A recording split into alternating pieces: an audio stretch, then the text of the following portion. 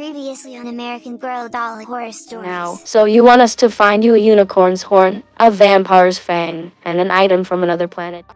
Yes. Will it be difficult for you to show us the location for those things? Oil and candlelight. Bring what we need in sight. Show us what we need to know. Shine, glisten, sparkle, and glow.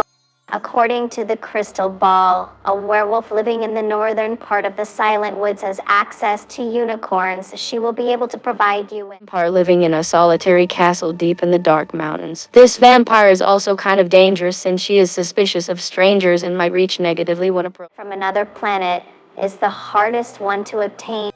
Why? Is it because you have to go to a different planet to get it? Well, no, but the creature who has it, an alien, moves around so much that it is difficult to pinpoint the exact location. But fret not, or we can give you this alarm clock. This alarm clock is enchanted. Once the alien is near, it will go off and float towards the direction of the alien. So now we know what items are needed for Georgina's ritual. Yes, and there's no time to waste.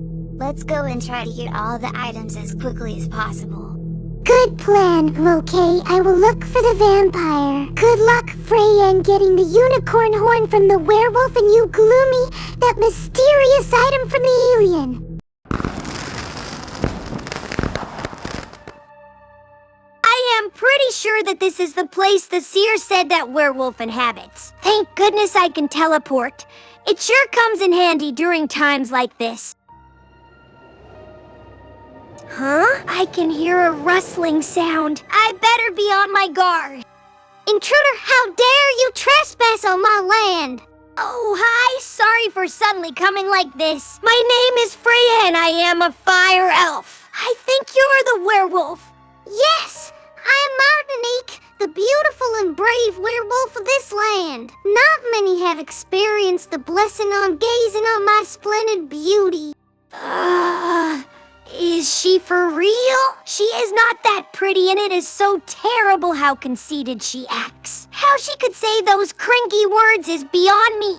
What's that? What's that? Who are you calling conceited and cringy? I was just telling the truth. Yes, you heard that. I was just barely whispering. Werewolves have very keen hearing. I grow tired of you prepared to die. So it has come to this. Well, you will see the brunt of my blade.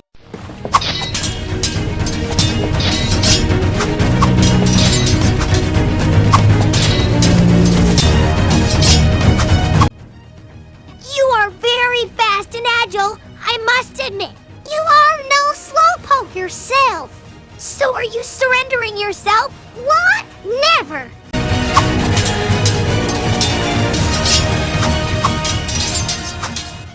Wow! That was a good workout! Indeed, you are a worthy opponent. I never had so much fun in my life. No one else could match my fighting skills as much as you do. Out! Okay.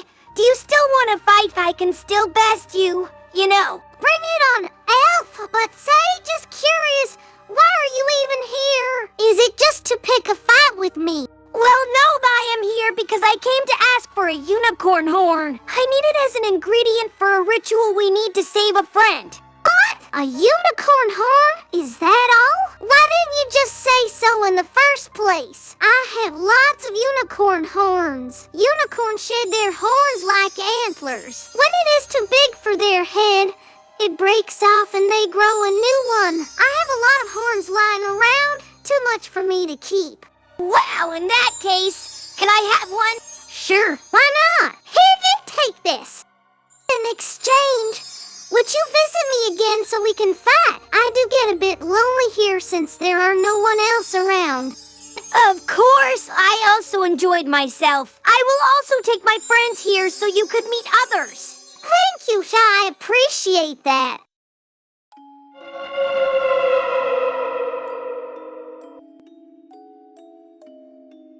Welcome to American Girl Doll Horror Stories, where every week, we will share a spooky story that will send shivers down your thorny spine. I am Gloomy Sunday and I am your narrator. And of course, my cat, Soot. Without further ado, let me call my book of shadows so we can begin tonight's spooky story. By what creeps? What crawls, by what does not. Book of Shadows, dilly-dally not.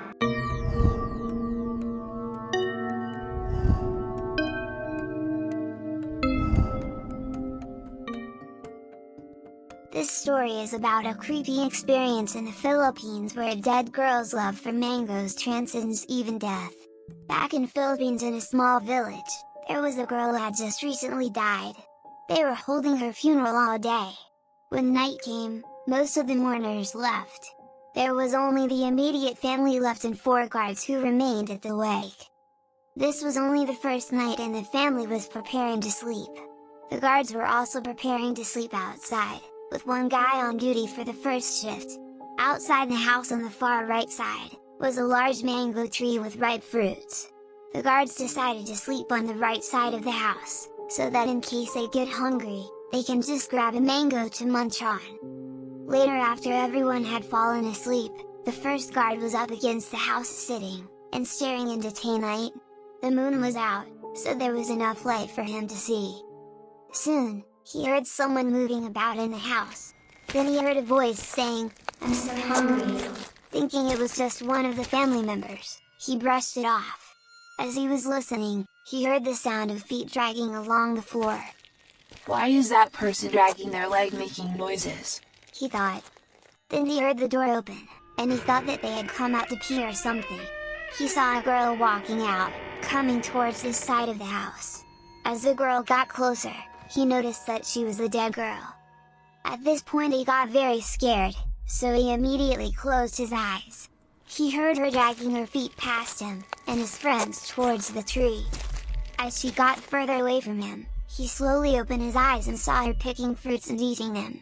One of his friends was sleeping on the ground next to him, so he gently kicked at his friend to try and wake him up. After kicking a couple of times, his friend wouldn't wake up, so he kicked a bit harder. His friend grunted, which made the dead girl look his way. Again, he pretended to sleep. She kept staring at him for several long minutes before turning back and eating again. When it was time for the roosters to crow, the dead girl slowly dragged herself back to her bed, and covered herself with her blanket. When morning came and his friends woke up, they questioned him as to why he didn't wake the next guy up to switch. He told them what he saw and they didn't believe him. It is real. If you don't believe me, you can stay up first, but keep quiet. The following night his buddy, the one who got kicked, stayed up first. Later on, he too heard someone rustling inside the house, saying they were hungry. He was trying not to be scared, and brushed it off as one of the family members. But soon after, the girl came out. Scared, the second guy slowly crept down, and laid next to his buddy on the ground. As she dragged herself across, he squeezed his eyes shut, and held his breath.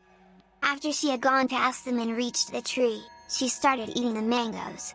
The second guy was so scared, he started pinching the first guy to wake him up. The first guy woke up and was going to elbow him back, but the second guy quickly whispered, "The girl is up over there." He took one peek, and then quickly pulled his blanket on top of his head. The second guy did the same thing. All night long, they listened to her chewing on the mangoes until morning came, when she returned back. This time, after everyone had woken up, the 2 buddies went to the father and told him what has been happening. He did not believe the 2 guys. "If you don't believe us, then go look at her hands and feet." The father went to his dead daughter's bed and pulled off her covers.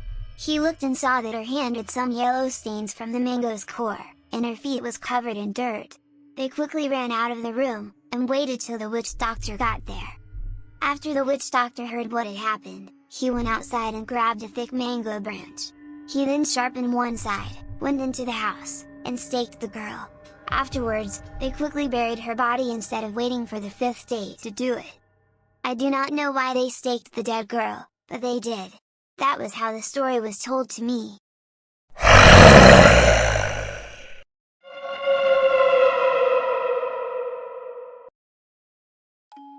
Based on this story, it sounds like the dead girl is an Amaranthig, also called Morandig or Malanig. They are creatures in Visayan mythology, particularly among Hiligaynon-speaking groups.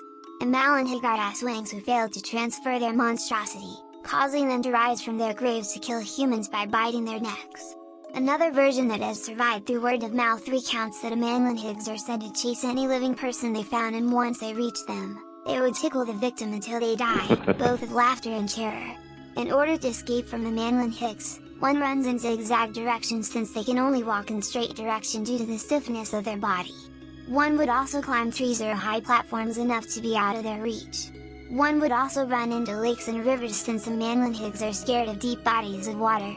The Manlinhig are depicted as externally identical to humans, though there is an enlargement of the upper canines in most individuals. The Manlinhig is a variant of the vampire native to the Philippines.